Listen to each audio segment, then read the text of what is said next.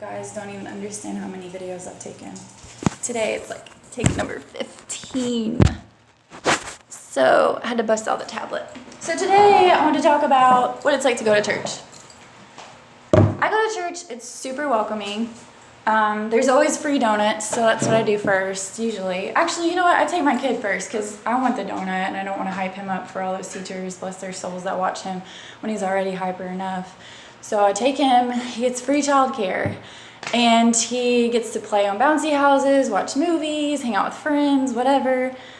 He has a blast there. So I take him, check him in, and then I go get my food or drink or whatever. And then I go into the worship area where there's a live concert. It's pretty fancy nowadays, y'all. It's not like church was 10, 15 years ago when we were kids.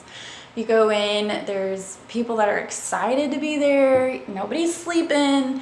There's a concert going on. You sing, you worship. You can be crazy, throw your hands up if you want. You can just stand there if you want. You can sit down if you want. You can wear blue jeans. You can wear a dress. Whatever you feel like wearing that day, nobody cares. You can wear your PJs. Nobody's going to even say anything, I promise.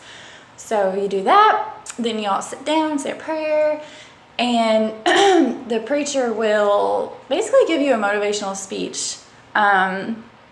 And also just give you tips on life in general. Like, life is hard, you guys. And church, they bring the Bible in, of course. We're in church, but you are learning so many things about life, whether it be for your finances, your relationships, your friendships, your life in general, your career, anything that you're going through, they're going to hit on it at some point. But you would be amazed by, like, sometimes you'll just walk in, you're not feeling it, and then literally everything they're talking about is exactly what you're going through that week. And sometimes you go in and you're like, this message is not for me this week, so you know it's for somebody else.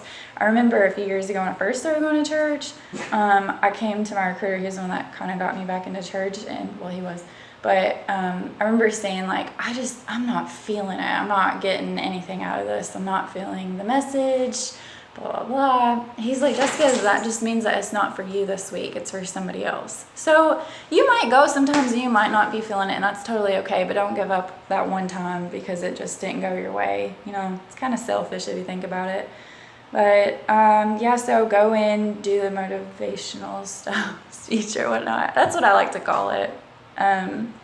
When you get done, you pray, usually close out with another song, and you go on your merry way for the weekend. I promise that you might come in and slip in for a long time and just slip right back out, you know, not want to be noticed, not want to volunteer or anything. But I did that.